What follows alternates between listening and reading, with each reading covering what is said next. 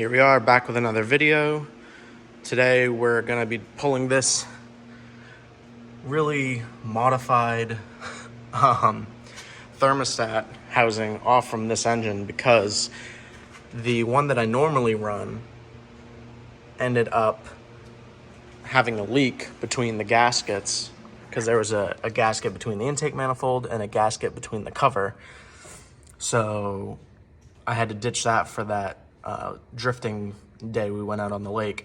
So this is the contraption I had to make. So that is coming off, and then we've got a new thermostat housing. It's supposed to be adjustable, and instead of using like paper gaskets, it has an O-ring.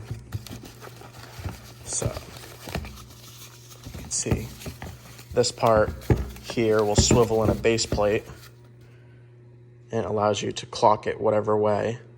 And as you can see, it's a direct 90, which will be perfect because I have pretty limited room of height before it starts hitting the hood. So I'm gonna get this thermostat housing all unboxed. I'll set you guys up on a tripod here and we'll get this one removed and just get into it.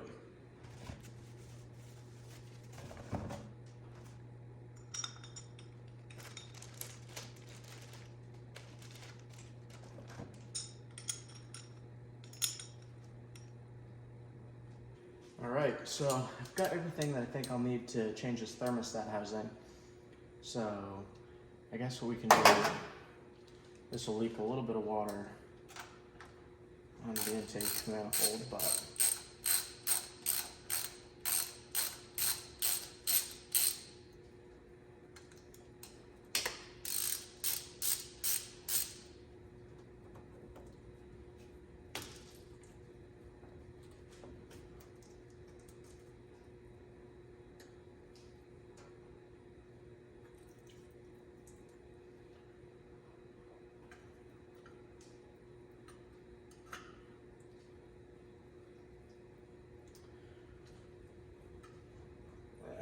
that's all right. I knew it was gonna leak a little bit.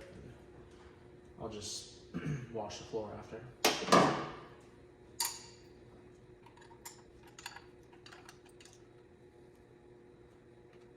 As prepared as I was, I thought of everything. I still forgot a razor blade because I'm gonna have to razor blade that gasket surface because I know that it's gonna be all stuck and ripped apart.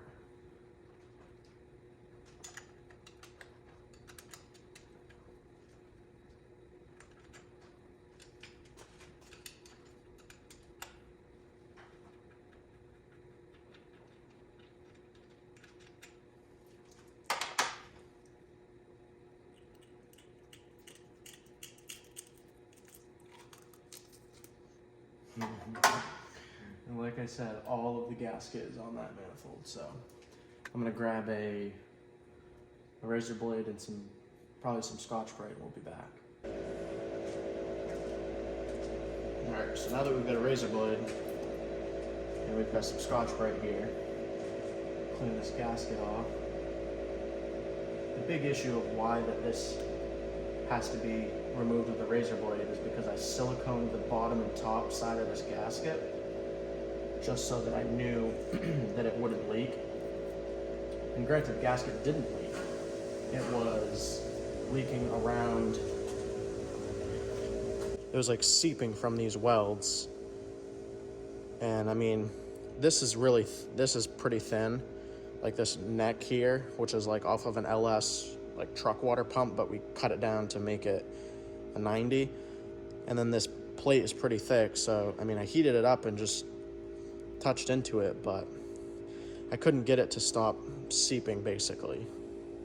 And then there was like some pinholes, so I just literally just covered them up. This isn't very pretty, but I just needed something that was gonna work, and I mean it got me through the event.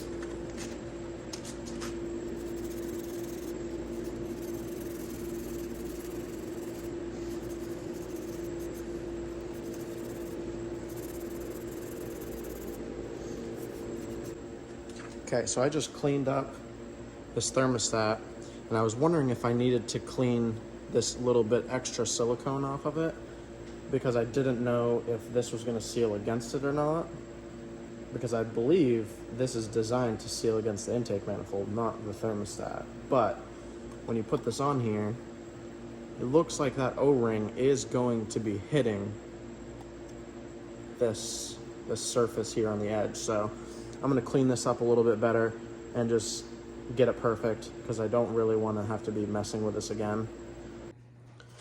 Okay, we got the thermostat cleaned up. There's a little bit there, but I'm really not that worried about that. So I'm going to clean up the intake manifold a little bit better now, and then we'll just plop the thing on there, I guess, and see how it works.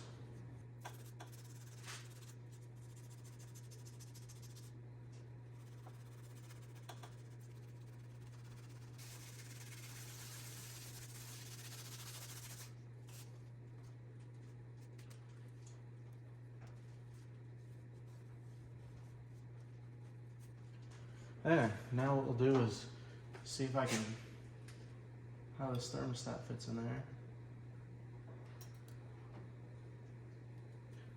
Honestly, a little nervous, just because I think this O-ring, well, it might be all right. It's just right on the edge of this thermostat where it meets the intake.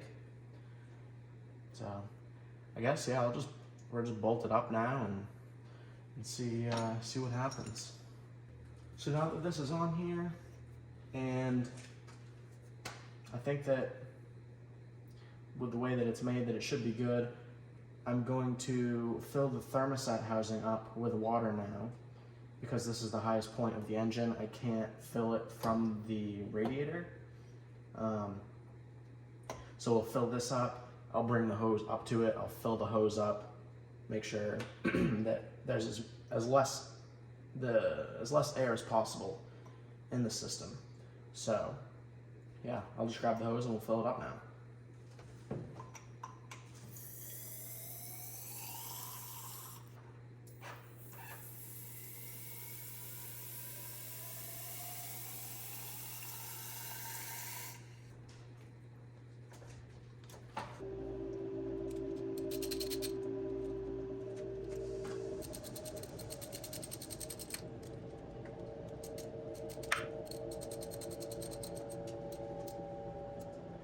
Okay, so the thermostat housing is now changed.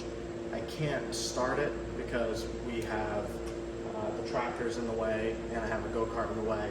It just makes more sense to start it outside, just because I don't want to open the doors because we heat it in here. So we'll test that another day to make sure that doesn't leak. I think it should be fine. I don't love the idea of the O-ring, and especially where it sits around the thermostat to the manifold. It's questionable, but the listing that I bought it off of on Amazon, people didn't say that it didn't work, so hopefully all is good. Now what we're going to do is we're going to move inside the car. I've got the transmission shifter issue where I don't have any of the forward gears, so I don't know reverse, first, or third. And I'm pretty sure I know what the issue is, so we're going to go in the car. I'll set you guys up on the tripod in there, and then we'll dive in to the shifter and we'll see if my theory is correct. If it's not correct, I guess we'll be diagnosing it and we'll figure it out. So let's get in there and check it out. All right, so I've got some tools. I don't have everything that I'll need, but I know at least the main ones, so let's drop this fire extinguisher. And then the next thing is pulling off this cover here.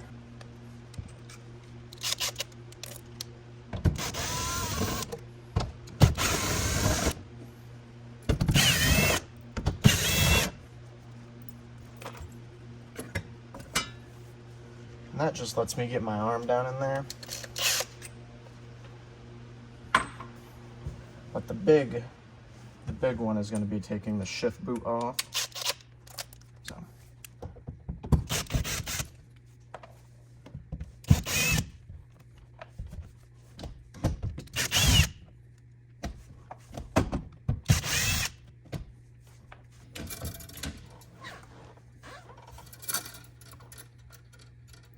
So instantly, reaching my hand down in here, I can feel that this stop is loose. So I just backed it out all the way, and there we go. I now have forward gears. So now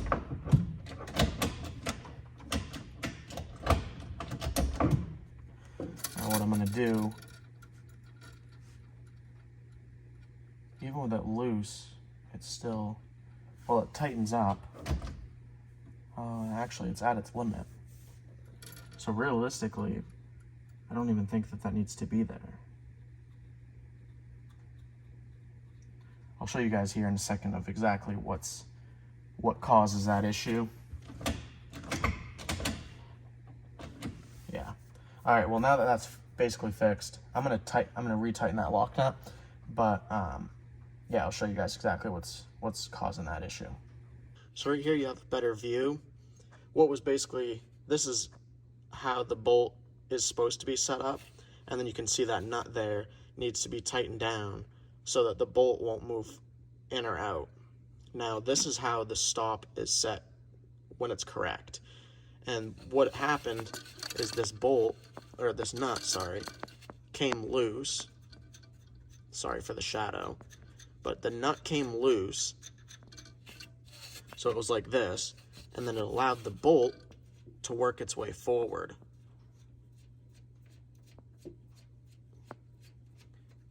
So it was like that. Now what that does is it locks the shifter from going forward. So I'm trying to push forward on the shifter right now.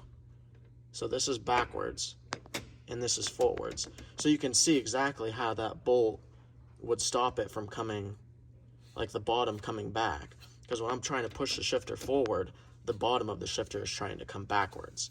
So that's all it really was. It's a really simple fix. What I really should do is put some Loctite on that nut, and that way it's, you know, tight on the bolt, so it won't let the bolt go forward or backwards any. All right, I got some 242 here. It's a removable strength Loctite. Put some of this down in there on it, put it on the threads, and then tighten the nut. And just a little squirt. And I can't remember where I just set the cap to this thing. So we'll set it on the ground. And then I'll tighten this. Oh, there it is. It's right up there. So yeah, I'll tighten this nut up against the body because we've got the bolt reset up.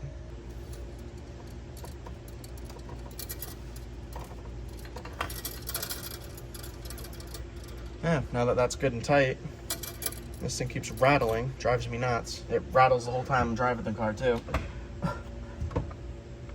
I'll just take a look there at the front one, make sure the front one is still set correctly, because although it does feel okay, it's just better to check it now and fix it versus when I need it to work and it not work. So that front bolt was good and tight, so I'm not going to play with it. It was good, so just leave it alone. Don't want to create problems for myself.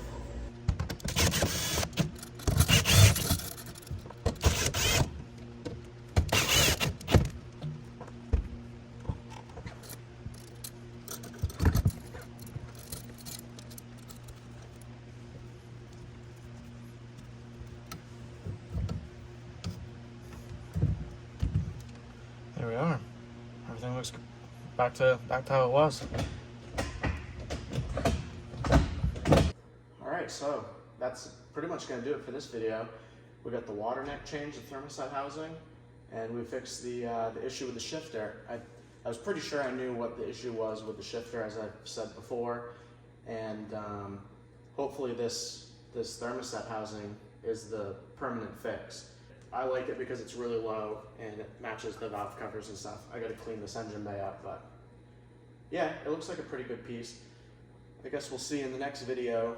I'll probably start the car before then, and we'll know whether or not that leaks. If it leaks, then we'll talk about it and try and assess a solution for it. Maybe even though it has that O-ring, I could put a seal underneath it as well, you know, like a paper gasket. But that's gonna do it for this video. Stay tuned for the next video. I think what we're gonna do in the next video is clean the car up. So we'll take all the tape off the rocker panels, off the quarter panels, and we'll just respray some of the body panels wherever we tape it up, just to make the paint match again. And then, yeah, we'll like paint some of the areas where I have just imperfections and stuff. So, all right, we'll see you guys.